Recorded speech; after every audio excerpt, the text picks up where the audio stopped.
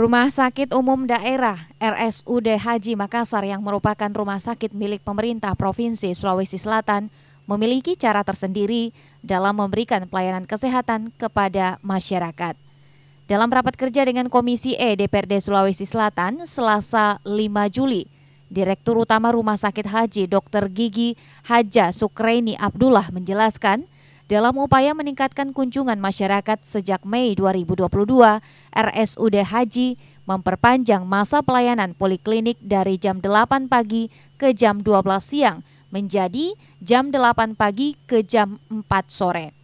Selain itu, rumah sakit tipe B ini juga aktif menjemput pasien melalui ambulans secara gratis yang akan menerima perawatan di rumah sakit haji.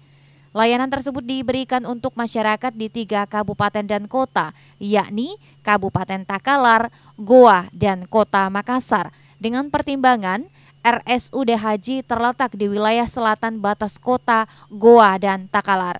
Kami di Rumah Sakit Haji bersama seluruh manajemen dan teman-teman fungsional itu berusaha untuk memberikan pelayanan terbaik ke masyarakat. Inovasi kita adalah memperpanjang masa pelayanan poliklinik dari jam 8 pagi sampai jam 12, kemudian itu menjadi dari jam 8 pagi sampai jam 4 sore.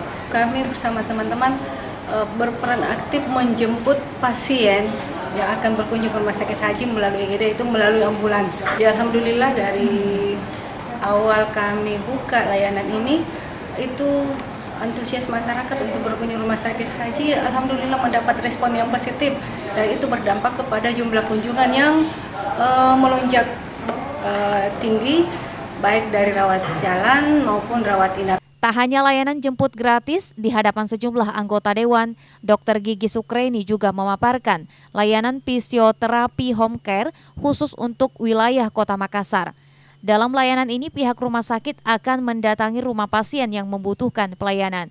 Sementara itu, rumah sakit yang beralamat di Kecamatan Tamalate ini menargetkan pendapatan asli daerah atau PAD untuk 2022 sebesar 43 miliar rupiah.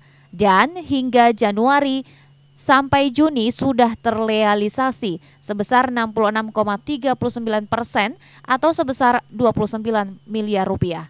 Hairudin, Pajar TV dan Pajar Radio melaporkan.